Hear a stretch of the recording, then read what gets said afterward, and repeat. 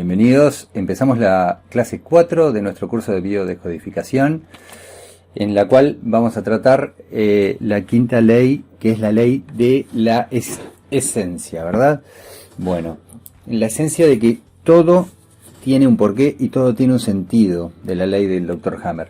Vamos a sobrevolar un poquito lo que vimos hasta ahora en las clases anteriores y en las leyes anteriores. Solo para tenerlo presente y un pequeño repaso. La ley férrea del cáncer a nivel, recuerdan que se manifestaba a nivel de 3 niveles: psiqui, cerebro y órgano, ese es el primer criterio. El segundo criterio, que dónde va a estar albergado el foco de Hammer. El cerebro nos va a dar la localización del cáncer o la enfermedad equivalente en el órgano correspondiente a donde esté situado, que lo vamos a ver luego en la tercera ley, de acuerdo al tejido que haga de habitáculo de este foco. Bueno, tercer criterio, la evolución específica en el cerebro y la enfermedad correspondiente. Recuerden el carácter de bifásico que nos presentaba la segunda ley. También la tercera ley, el sistema ontogénico de tumores y enfermedades, lo que hablábamos recién, la correspondencia del ecto, del meso y del endodermo.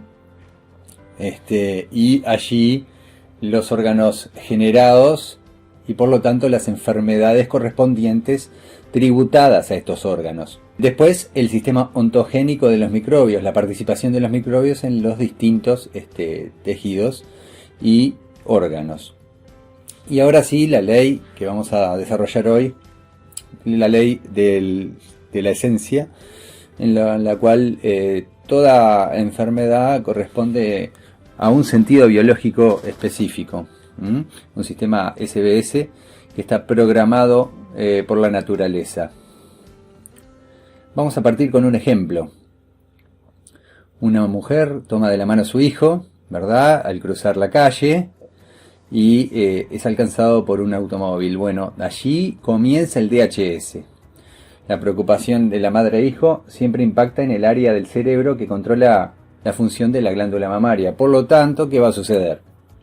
Bueno, evidentemente va a haber una proliferación celular de glándulas mamarias, y eso es un mecanismo condicionado que nos va a traer esa patología, y por lo tanto, si es madre diestra, en el seno izquierdo. Mientras la mujer se encuentra en la fase activa de ese conflicto, que ese chico no ha salido aún del hospital, las células mamarias se continúan proliferando, se continúan dividiendo, y sucede lo que se llama por la medicina tradicional el tumor de glándula mamaria. Lo que decíamos hoy, si la mujer es diestra, el tumor está en el seno izquierdo, ¿no? El tumor es resuelto, digamos que ese traumatismo no fue muy grande y se resuelve, el chico sale del hospital. Ya no hay un sentido, por eso la ley del sentido, la ley de la esencia, ya no hay un sentido de que suceda esa proliferación celular. Por lo tanto, el cerebro da la orden de justamente dejar de producir en forma exacerbada esas células mamarias. Si la fase de reparación no es interrumpida, ese tumor será removido, por lo tanto va a tener una resolución feliz.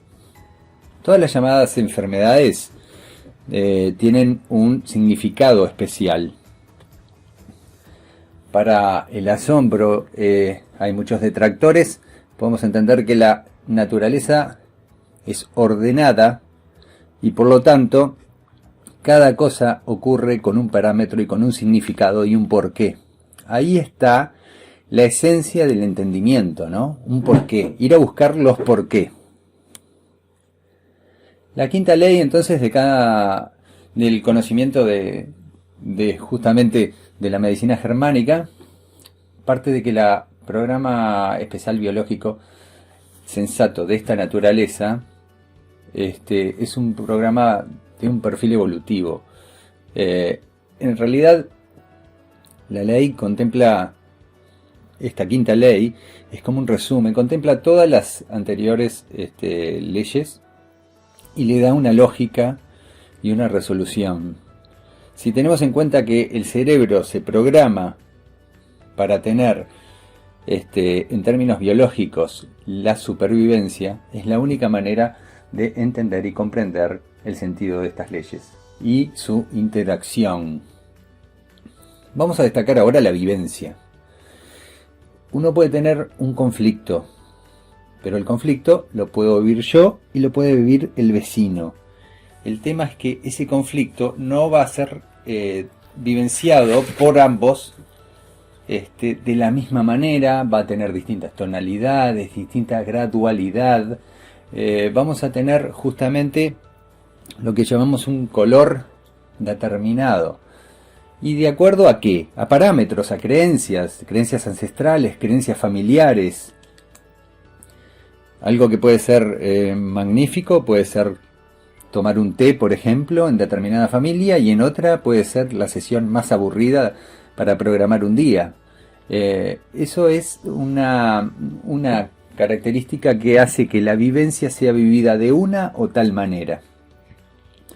Esto se transforma en un código en el interior de nuestro cerebro, en el cual se va compartimentando y se va grabando, ¿correcto? La intensidad de ese evento puede ser dramática si es vivida muy fuerte, y ese programa biológico se va a transmitir tanto a los óvulos como a los espermatozoides. Entonces, un niño va justamente a nacer, desarrollarse y se va a experimentar de alguna manera esa vivencia que le transmitieron sus ancestros. Ese niño, adolescente, adulto experimenta frente a un estrés una lealtad a esa experiencia vivida anteriormente. Ese pensamiento de acción sigue un trascender cual si fuera un metraje, ¿verdad? Cual si fuera una película.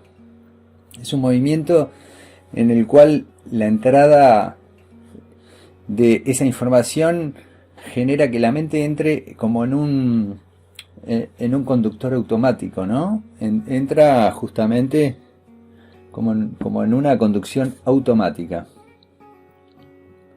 El acontecimiento vivido exterior siempre va a estar afectado por esas creencias. Ejemplo, varias personas asisten a una obra de teatro y vamos a tener reacciones.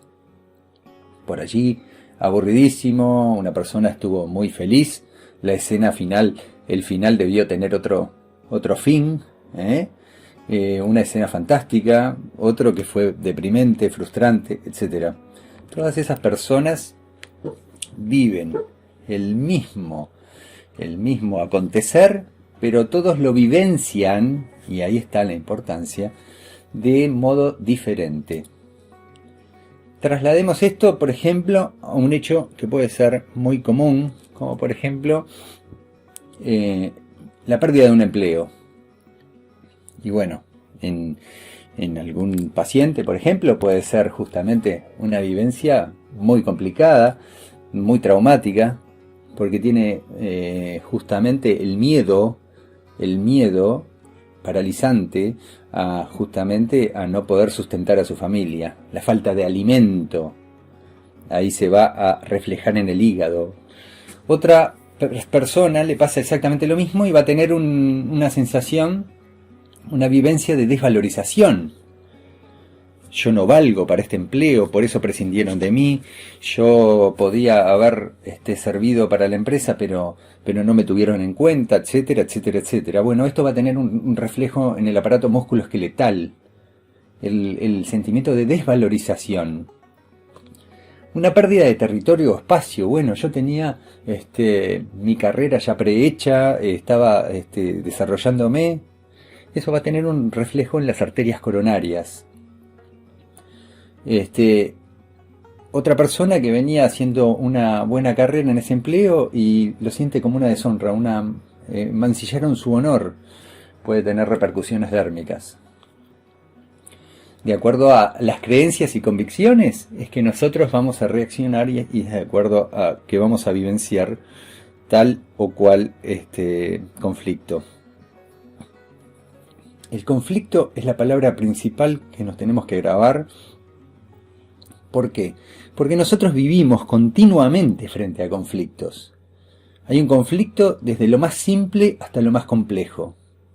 Desde este ejemplo que pusimos de la madre que tuvo un accidente con su hijo, hasta un simple conflicto de decir, bueno, salgo más temprano porque no accedo al medio de transporte para llegar, pierdo el ómnibus en ese momento. Ese es un conflicto de puntualidad, de cordialidad, de estar presente, de poder cumplir, de saber cumplir. Entonces, el conflicto puede ser desde algo muy menor a algo muy mayor. Actuamos y vivimos en función de nuestras creencias. Entonces, desde pequeños nosotros buscamos unas respuestas, sentidos. Por ejemplo, cuando somos niños buscamos respuestas, la respuesta de todo. Nosotros creemos que todo tiene una respuesta y la buscamos. Y en nuestros padres buscamos esas respuestas, en nuestros amigos, en nuestros familiares. Y todo debe tener ese sentido. Una sola experiencia entonces puede ser desde pequeño muy simple, muy fuerte o traumática en función de esas creencias que tenemos desde nuestros ancestros, ¿no? Y ponemos esos lentes para nuestra comprensión, esos lentes específicos para nuestra comprensión del mundo en que vivimos. Por ejemplo, en un retorno vacacional, un niño descubre que la madre tiene un nuevo bebé. La típica, el chico se ve desvalorizado, se ve justamente que perdió su territorio. Le queda grabado, no debo partir porque si me voy, alguien me reemplaza. Entonces a partir de allí se graba ese conflicto para este niño. En la edad adulta puede reivindicarse ese conflicto a través de qué. Por ejemplo, le ofrecen a una persona una propuesta laboral para sustituir en una sucursal y tener un cargo de confianza.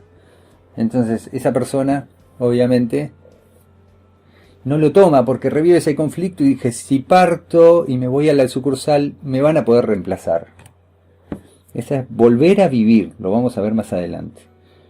No es el acontecimiento vivido en sí, lo que decíamos, sino que la vivencia exclusiva, ¿no? La vivencia exclusivamente, de manera consciente e inconsciente, se relaciona con la enfermedad. Esa vivencia es la que se imprime en nuestro inconsciente, en nosotros es una codificación.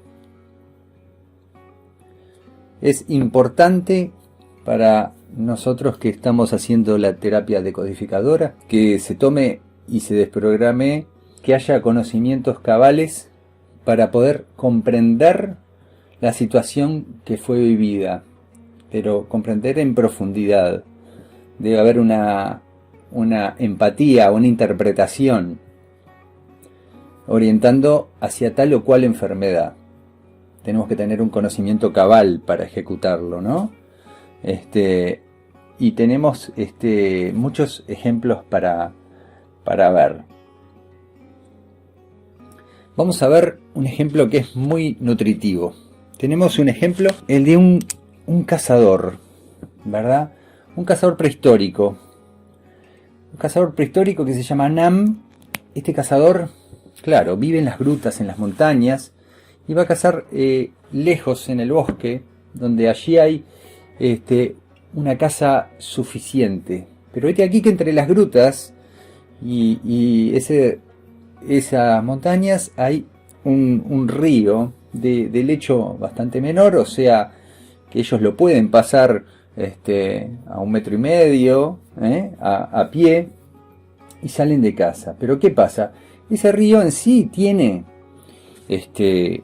justamente, está cargado, tiene serpientes y tiene agresiones que pueden generar tanto, hasta desde una picadura hasta la muerte, ¿no? Es un río cargado de serpientes. Pueden picarlo, morder, matar a los cazadores, ¿no? La tribu en sí está pagando un peso por ir justamente a la caza. Y bueno, tenemos el caso de este cazador, Nam.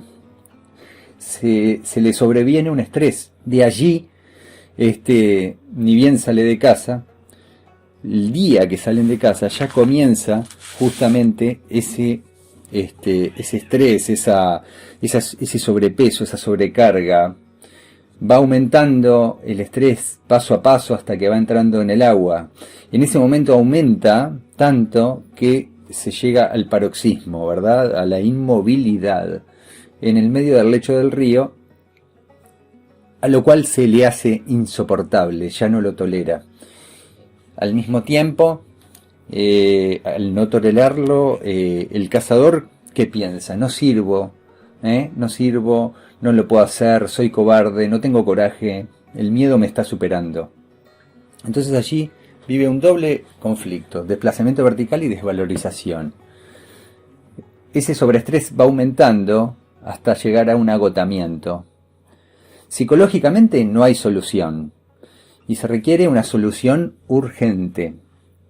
Cuando nosotros tenemos un conflicto psíquico, nosotros nos puede llevar justamente, si no tenemos una solución, una cura, una interrupción de ese conflicto, el eludirlo, nos puede llevar justamente hasta la muerte, ¿verdad?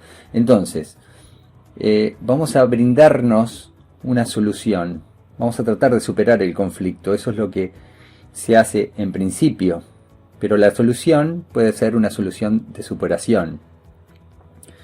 Por ejemplo, una solución de pensamiento. Y allí, bueno, vamos a tener una solución de superación que viene a ser. Y bueno, por ejemplo, establecer zancos, pasar en una barcaza, etcétera, etcétera. Varias formas de trascender ese hilo de agua, ¿verdad? Si esto lo busca justamente nuestro pensamiento. En este caso, el del cazador. El cuerpo podría encontrar una solución práctica si fracasó la anterior. Por ejemplo, la lucha cuerpo a cuerpo con las serpientes. Todos los cazadores a la vez con la punta de flecha y envenenar el río para que mate a todas las serpientes. Así que ahí tenemos una búsqueda de solución en dos instancias. Una solución de pensamiento, que es la solución de superación, y una solución práctica, que es la lucha cuerpo a cuerpo, hasta matar las serpientes, que eran las que generaban justamente el conflicto. Repetimos entonces, hay dos maneras: encontrar la solución práctica del conflicto y encontrar la solución de superación. ¿Tá? La solución práctica era la lucha cuerpo a cuerpo, y la solución de superación, y bueno, establecer sistemas para cruzar el río, desde una barcaza, zancos, etc., ¿no? Si no logramos resolverlo, no lo logramos resolver de ninguna manera. Si nuestro pensamiento no lo logra resolver, si nuestro cuerpo tampoco encuentra solución alguna, el que va a buscar la solución es el cerebro. Entonces, ¿el cerebro qué es lo que va a hacer? Va a darnos la solución biológica. Y acá afincamos un concepto importante. El cerebro está programando, y tiene un programa especial, para este tipo de conflicto de desvalorización. Entonces, ¿qué es lo que hace el cerebro? La solución para este caso hace un bloqueo a nivel del sistema nervioso central, justamente afincado en ¿dónde? Donde están los nervios motores para generar esa parestesia. Entonces ese cazador prehistórico se bloquea, se paraliza progresivamente y tendrá una esclerosis múltiple. Este cazador Nam queda completamente paralizado y allí va justamente a cambiar todo este papel de él y el conflicto. Al quedar paralizado, Nam ya deja de ser un cazador activo en la caza. Entonces, ese sobreestrés de miedo que tenía lo va a dejar a un lado. Ya cambiaron los papeles, ahora Nam ya no es un cazador, tiene que jugar otros roles. Esto le hace dejar de lado todos los miedos, el estrés, sobreestrés, y justamente ahora se encargaría de otros ítems, vigila víveres, hacer guardias, etcétera, pero no cruzar el río, que era lo que justamente le estaba generando todos estos problemas. Lo que generó en sí esta enfermedad, la esclerosis múltiple, fue solucionar totalmente el conflicto. Y el hecho de esa parálisis hace que esa desvalorización ahora pase a segundo plano. ¿Por qué? Porque la culpa ya no la tiene él, la tiene la enfermedad. Nam tiene esclerosis múltiple y bueno, y ahora pasó a tener otro rol. Entonces, la forma más atenuada es vivir con la esclerosis múltiple. ¿Qué sucede? Un tiempo después, a partir de que un rayo derriba un árbol y lo pone a la ladera del río para trascender de un lado a otro, la tribu descubre que ha logrado mágicamente tener un puente.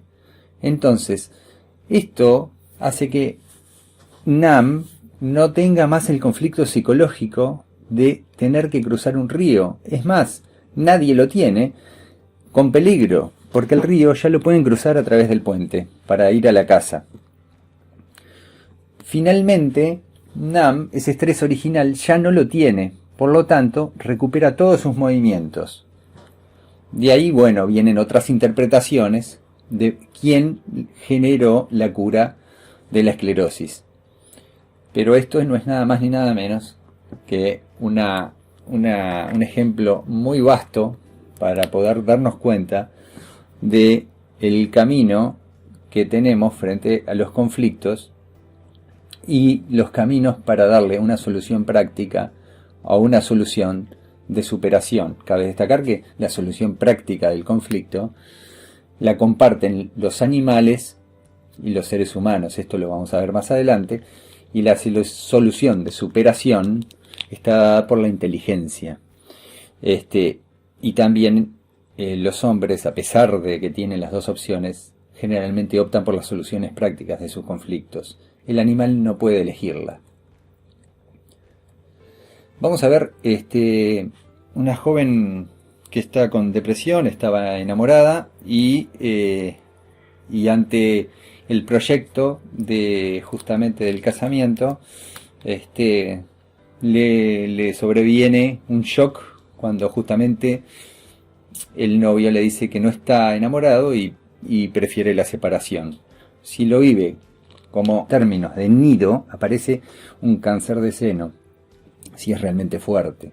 Y si lo ve en términos de pérdida, aparece como un cáncer de ovario. En el hombre aparece el cáncer de testículo. Recordemos que el Dr. Hammer había vivido justamente este tipo de conflicto y su señora también. La señora, recordemos que falleció y él, bajo tratamientos en su inicio convencionales, pudo sortearlo. Todo es proporcional y todo es simétrico. Si esa mujer no vive el conflicto de pérdida, no tendrá nada en su aparato reproductor. Un pequeño conflicto de pérdida puede ser una patología de inflamación. En un fuerte caso, puede tener una patología desde un quiste a un tumor. La desvalorización y la culpabilidad nos van a generar un estado de depresión. Hay dos maneras de curarse o solucionar el conflicto. De manera práctica, para esta joven que tuvo esa triste noticia de que no se sucede su casamiento, y de superación del conflicto, ¿tá? Así que la manera práctica es justamente reconquistar a su pareja, y la manera de superación es dejar que este acontecimiento suceda, entendiéndolo y abrirse nuevos caminos al futuro. Las programaciones cerebrales automáticas están respaldadas en la máquina de nuestro cerebro. Comparémoslo con una máquina informática. Estamos hablando de una comparativa que las informáticas actuales están en los ordenadores en la cuarta y quinta generación. Nuestro cerebro tiene, comparado por experiencia de matemáticos y físicos, una capacidad de cálculo de 15ª generación. Eso hace ver la alta complejidad. Nosotros tenemos de 1.4 a 1.6 billones de células de funciones y con un comando automatizado. Acá tenemos ingresos a través de los 5 sentidos, a través del pensamiento, y tenemos egresos a través de ¿qué? A través de las excreciones, las secreciones, las expulsiones, movimientos. Cuando se genera un pensamiento, hasta que se genera el pensamiento y cuando se genera, estamos ingresando información. Desde el más simple, desde un sonido, hasta una idea de que ese sonido me está viniendo de tal melodía, etcétera, etcétera, etcétera. Y cuando generamos una expresión y transmitimos, bueno, esta melodía es muy interesante, estamos transmitiendo, ahí estamos generando la salida de justamente el sentir que tiene nuestro cerebro. El cerebro mismo, en la función de memoria, también justamente es una vía de salida, órganos del cuerpo, tejidos, capas del cuerpo. Cada uno de ellos representa un área directorial, un subdirectorio, un archivo que está en ese gran disco que es el cuerpo, ¿verdad?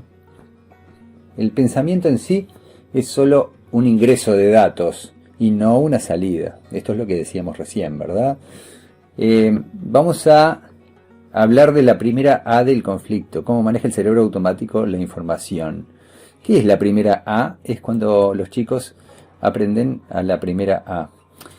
Por ejemplo, la enseñanza de la escritura en la primera A es muy importante. Entonces allí tenemos que es una sensación que no se borra, una vivencia que no se borra nunca y puede ser vivida de diferentes maneras. Desde la torpeza inicial de la escritura, que la puede vivir un niño si no tiene una preparación previa, hasta una preparación justamente que le pueden haber dado sus padres. Esos dos chicos, si ponemos casos iguales, van a vivir distintas experiencias, ¿tá? Y en resumen, tenemos el que se preparó y el que no se preparó. La maestra en sí le va a llegar a la clase justamente ese desafío. La enseñanza y la educación de la primera A cada uno de esos dos chicos. El tema es que uno lo va a fluir con otra solidez porque ya se lo han explicado sus padres, y el otro lo ha vivido con naturalidad y precariedad inicial. Entonces, ¿qué pasa? Si la maestra justamente al chico que no hizo su preparación previa, vamos a llamarle que jugó limpio, ¿no? O sea, no vino con esa preparación previa.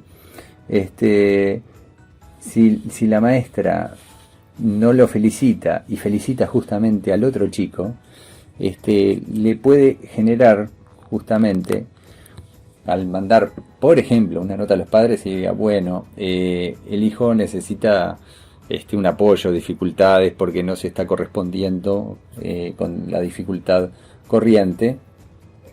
Bueno, ahí puede generar justamente un conflicto especial, ¿no? Incluso eso puede hasta traer conflictos hasta psicológicos posteriores. ¿Por qué? Porque en ese momento existe una clasificación por parte de la maestra de ese conflicto y se le está integrando instantáneamente. Entonces, eso es justamente lo importante de saber cómo un chico puede enfrentarse a un shock violento del primer contacto comparativo con sus compañeritos. Es importante ver que a lo largo del aprendizaje de la biología, hasta el comportamiento de la maestra no es casual, es perfectamente todo sincrónico, y lo emocional de cada alumno. Todas las A, excepto la primera que escribimos a lo largo de nuestra vida, son justamente una copia de ella, una copia de la primera, ¿correcto? La primera es una integración, las demás son como fotocopias. El que no programa no ejecuta. ¿Esto qué significa? Que un solo conflicto no puede ser programante y desencadenante al mismo tiempo. Depende en sí de la vivencia y de la violencia con el cual se viva. Si nosotros tenemos carencia de territorio, nunca tuvimos un territorio, nunca vamos a poder vivir o saber qué es un conflicto territorial. Pero territorio no significa solamente patrimonio. Territorio puede ser área, puede ser un sitio, en forma simbólicamente hablando, ¿no?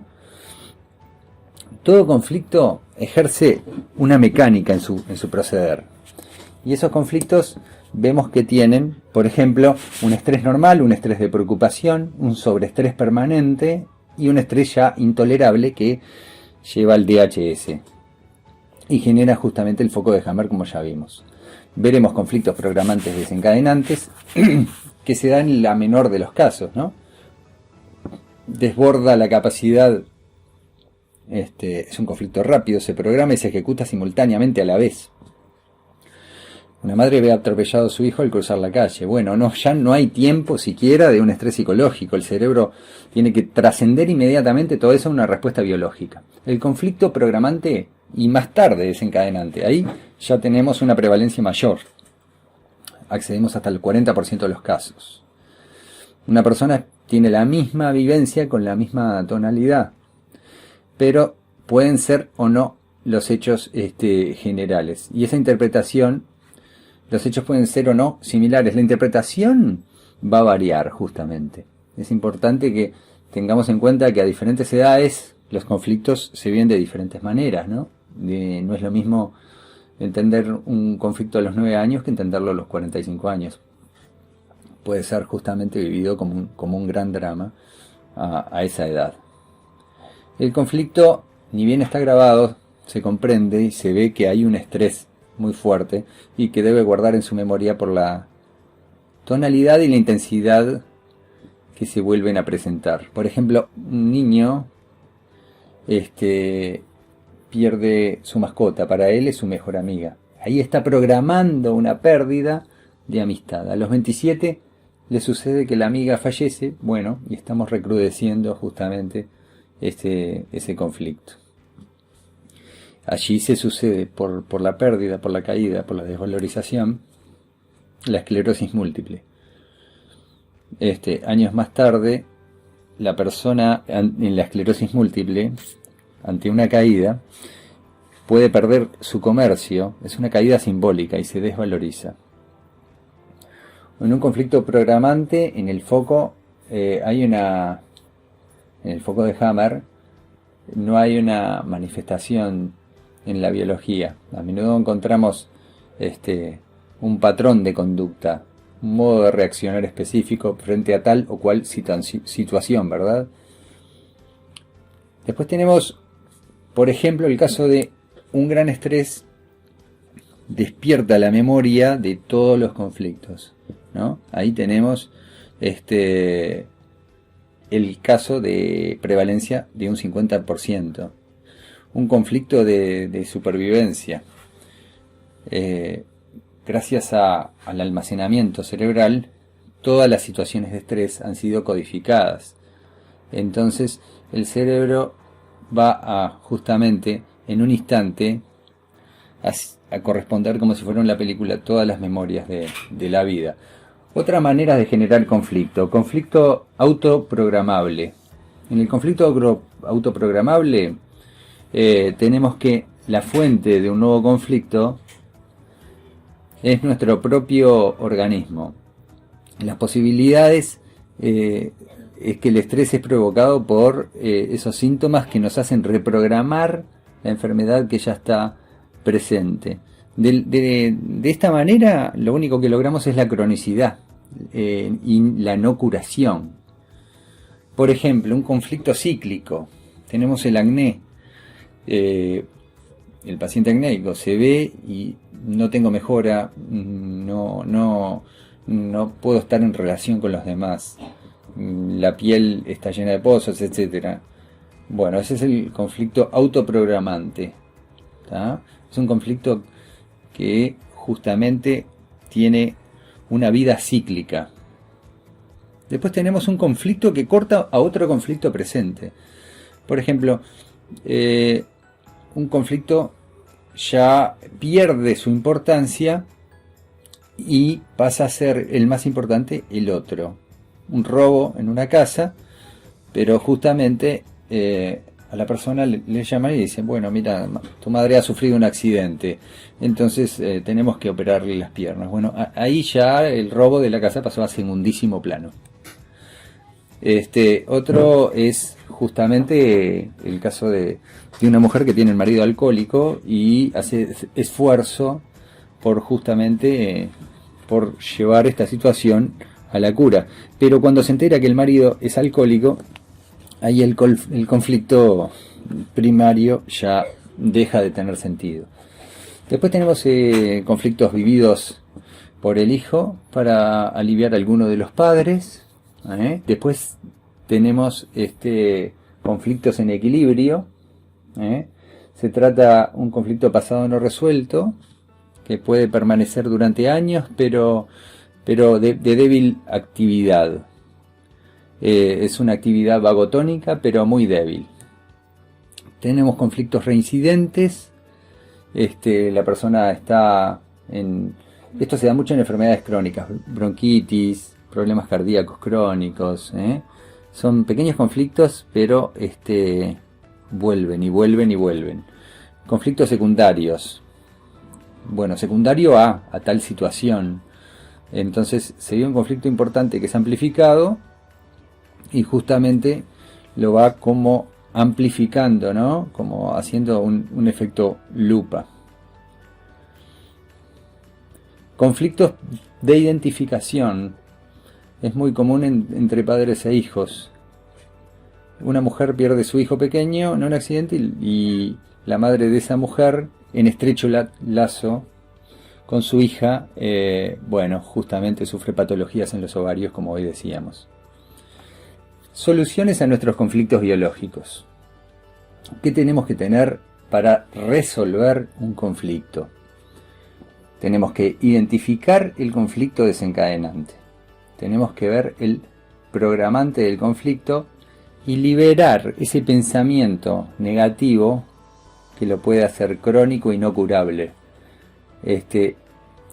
¿Por qué? Porque ahí es donde tenemos que hurgar y ir a buscar la vivencia asociada con ese conflicto. Tenemos dos opciones. Una solución práctica, que era la que poníamos hoy con el cazador Nam, matar a las serpientes. Y una solución por superación propia, aceptar la realidad tal cual es. En el caso de aceptar, soltar la carga, dejar ir, hacer el duelo del conflicto, en el caso de la mujer, o como diciendo con los hijos, bueno, ya pasó. Los animales, que ya lo hablábamos hoy, a diferencia de los humanos, tienen solo una posibilidad de resolver sus conflictos. Es la solución práctica. Se ataca o se huye, porque si no el conflicto es directamente... El conflicto del animal es directamente biológico. Los seres humanos tenemos la inteligencia que nos da justamente la capacidad de tener ambas opciones y encontrar soluciones por superación. El duelo y los estados emocionales. Tenemos una faz reparativa. Estamos acostumbrados a emplear duelo a qué. A la muerte de una persona, se refiere a todo aquello que tiene importancia para nosotros en sí. El duelo no es solamente el fallecimiento de un ser querido. Por ejemplo, una situación emocional incompleta, va a tener este desarrollo que les voy a contar. Por ejemplo, un duelo de algo. La etapa 1, ¿cómo se afronta? Con frustración, con rencor y con cólera. La segunda etapa, aflicción, tristeza, impotencia. Las últimas 3 etapas, que son secuenciadas, la etapa reflexiva. Bueno, recordar de ese conflicto, recordar el buen momento, preguntarse qué positivo saco yo de esto. Y la 4ª etapa, encontrar una solución, una respuesta, una explicación, admitir, encontrar un punto de vista diferente, hasta llegar a la 5ª etapa, soltar la carga, ¿no? Aceptarlo, hacer la paz consigo mismo y con los demás. Y preguntarnos qué duelo no hicimos, qué duelo tenemos pendiente, o en qué etapa del duelo estamos. ¿Estamos en la etapa 3, reflexiva de tal situación? ¿Estamos en la etapa 5? ¿No aceptamos soltar la carga todavía, pero ya le encontramos una explicación? Y ahí tenemos para justamente ver mucho, pero muchas cosas. Duelo con el padre, con la madre que no tuve, la separación en el nacimiento de Litera, despegarme de la mamá, duelos escolares, del jardín, de la guardería, etc. Duelos por pérdida de la infancia. Ahora ya es grande, la infancia ya se fue, ya es responsable. Eso me puede estar haciendo ruido todavía. Duelo en los primeros amores, que pueden ser una mascota, una muñeca, un amigo imaginario, etc. Duelo por pérdida de animales, muñecas, duelo de no tener diplomas, duelo de un matrimonio malogrado, de pérdida de empleo, como hoy veíamos, duelo por los sueños no cumplidos, duelo por la pérdida de mi país, de mi ciudad, duelo por esos seres queridos, duelo por la menopausia, duelo por el envejecimiento, por la pérdida de cabello, por una derrota, por pérdida de territorio. Esos son los duelos a resolver. La fase de reparación en 3 dimensiones: psiquis, cerebro y órgano. Este es un pilar que veníamos viendo, que tiene un sincronismo que hay que respetar y entender. No se puede delimitar, distinguir con precisión en sí entre la psiquis y el cuerpo, porque forman, psiquis, cerebro y cuerpo forman una unidad. Entonces tenemos que entenderlo como tal. Todos esos procesos fisiológicos están coordinados por nuestro cerebro. El psiquismo es el programado, y el cuerpo y el cerebro constituyen el órgano objeto. La programación, si es óptima y las psiquis son mantenidas armónicamente, vamos a tener una programación. Por ejemplo, puede haber una disfunción. El cuerpo se ve afectado, al igual que la psiquis. Primero, bajo una forma de enfermedad, y segundo, puede ser bajo medio de una depresión, pánico, mal humor, etc. La programación del psiquismo no solamente es a partir de él, sino también en el cuerpo. Heridas, fracturas, intoxicaciones. Es importante recordar que el cerebro es la máquina que arranca, activa o desactiva enfermedades, como un interruptor. Por ejemplo, un hecho exterior. Ese acontecimiento se percibe por los 5 sentidos. Ingresa esa información, decíamos hoy, ¿verdad?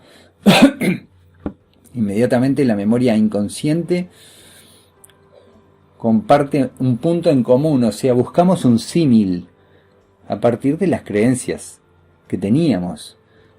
A partir de allí viene el otro paso, provocamos la vivencia. Estamos interpretando ¿qué? Lo que estamos viendo. Esa vivencia la codificamos y la guardamos en nuestro cerebro. Y a partir de allí el cuerpo expresa ese programa de adaptación a ese nuevo conflicto o vivencia, por un comportamiento, por una fobia, por una disfunción. El conflicto del diagnóstico. Este es un conflicto muy presente y que incide muchísimo en todos nuestros conflictos. Genera el 90% de las enfermedades y genera el 100% de los casos de agravación. A ver, yo tengo síntomas de esto y del otro. Entonces yo voy a mi consulta y recibo en ese momento la interpretación tradicional y me dice, señor, usted tiene tal enfermedad. Ese es un diagnóstico. Yo no lo vivo como tal, lo vivo como un pronóstico. Si me dicen, señor, usted tiene, por ejemplo, epilepsia. Entonces, ese es el diagnóstico. Y yo lo vivo como si fuera justamente, bueno, estoy ya adelantándome en base a la información que tenga o no precaria o más compleja. Bueno, mi vida va a ser así, asá, de esta manera, ya se me va a bajar esta cortina, esta otra, no voy a poder hacer esto. Bueno, todo eso es un pronóstico que puede ser reservado, positivo, favorable, desfavorable. En el momento del diagnóstico ya me baja muy rápido ese autopronóstico, ¿verdad? Es importante ver que muchas veces no tenemos las respuestas que buscamos en la medicina tradicional. Entonces, podemos justamente tener todas estas repercusiones a partir del diagnóstico. Y podemos lograr crear nuevos conflictos a partir de este presente u otros conflictos colaterales. Lo que para la medicina tradicional, lo que para un médico, lo decíamos, es un diagnóstico, para el enfermo no es un diagnóstico, sino que más que un pronóstico, que generalmente no es positivo. La falta de diagnóstico también puede ser un problema. El no saber genera muchísima incertidumbre, genera estrés y hace agravar la enfermedad. Por eso a veces las reparaciones vienen justamente de la masa cerebral y no de la parte afectada. El 90% de las enfermedades y el 100% de las agravaciones son a partir de un diagnóstico.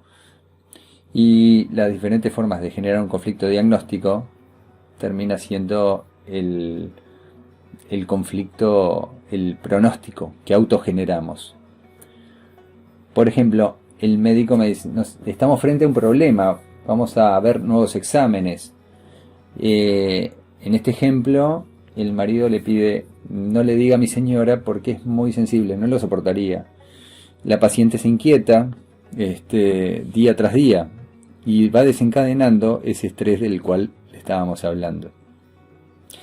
La forma de actuar del entorno, por ejemplo, el actuar de la familia, la manera en que la familia actúa frente a su enfermedad. Las reparaciones, decimos, vienen de toda la masa cerebral, pero no exactamente de la parte afectada, ¿verdad?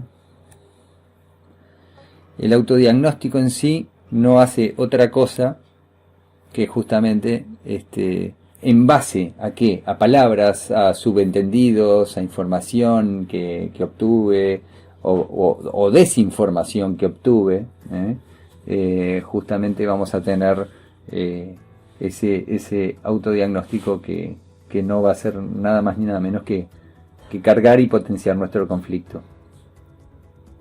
Y más cuando hablamos de enfermedades incurables. Es una frase que enferma y es muy difícil de desprogramar, porque a un enfermo no podemos lograr fácilmente desprogramar la frase que se dijo, que le queda muy grabada, porque es el personal de confianza que busca el paciente en ese momento. Tenemos, por ejemplo, en la esclerosis múltiple, el edema reparativo es, de acuerdo a las leyes estudiadas, es la fase de curación, y ante la medicina tradicional, por ejemplo, estamos generando ese edema reparativo, va a generar justamente una recaída ¿Por qué? Porque el edema reparativo lo único que hace va a ser comprimir a células sanas, células que están vecinas, cercanas a la zona del foco, pero están sanas. Pero en ese momento están interferidas por el edema. Ese edema creado por el cerebro para aislar ese foco. El conflicto de diagnóstico es un nuevo DHS y no solo agrava, sino que crea una nueva enfermedad.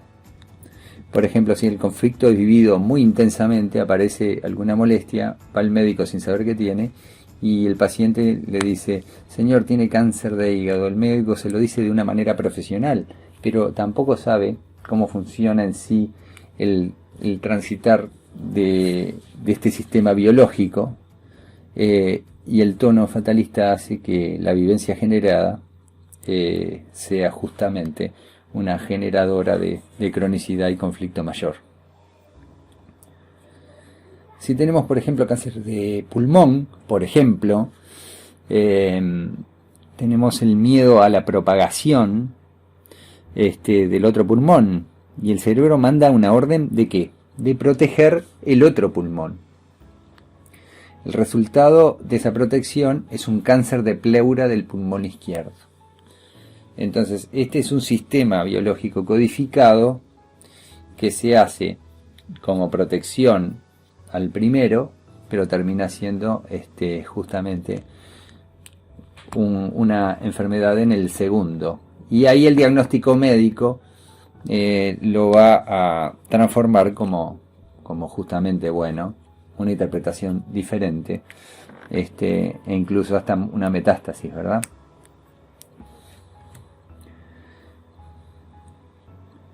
Tenemos que ver un ejemplo que nos cuenta Klaus Sabat, un precursor de la biodecodificación, y es el monitor de Vela con esclerosis múltiple que se tropezó y cayó en un horno caliente en su cabeza y por poco no entra allí y se muere.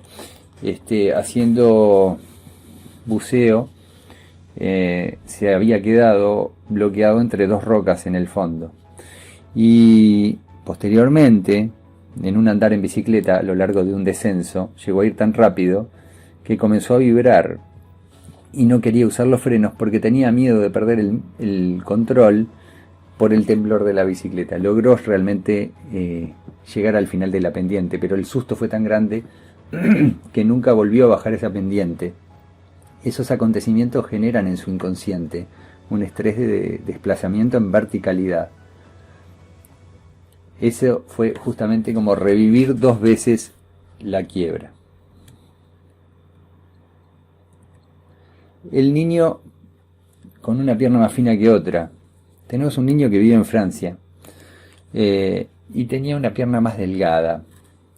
El tema es que la madre le puede dar dos respuestas cuando el niño vuelve a la casa. Mirá, mamá, si los chicos se quejaron y me dicen y me toman el pelo.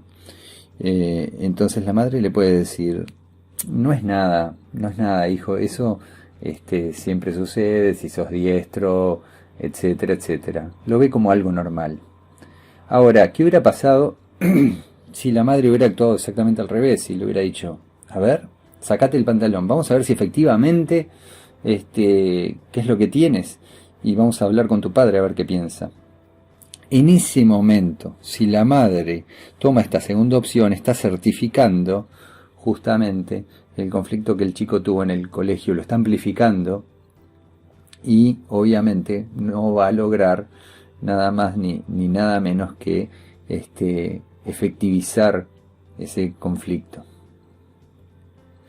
El tema es que esta historia termina en que ese niño se termina haciendo estudios en Francia y allí las placas son vistas con una costumbre diferente de poner al paciente de frente. Por lo tanto, el chico que tenía la pierna izquierda con esta justamente singularidad termina generando una preocupación al estar presente en las consultas médicas, y esa preocupación va a estar generando un liposarcoma, un cáncer de grasa, ¿verdad?, en la pierna derecha, al verse su radiografía de frente y ver que el problema existía del lado derecho. O sea, él incorporó en su mente un problema a través de una placa radiográfica y en una consulta al verlo del lado derecho. Vamos a ver la duda y la certeza de la curación. Nosotros podemos tener ante una misma enfermedad, algunas personas van a curar y otras personas no lo van a hacer. Tenemos que seleccionar, solucionar el conflicto, ya sea de manera práctica o superarlo, puesto que si no se soluciona, la enfermedad permanece activa. Tener certeza de la curación, tener fe en la curación, eliminar las dudas, todo esto son parámetros para el tratamiento responsable en la biodecodificación. Para sanar completamente el conflicto, la persona, si duda del sistema, podemos admitir que la biología es tan eficaz, es difícil. Algunos nos llegan a dejar pasar un simple concepto. Es coherente el sistema que podemos también imaginar que la persona acepte. Puede dudar respecto a esta nueva realidad, ¿verdad?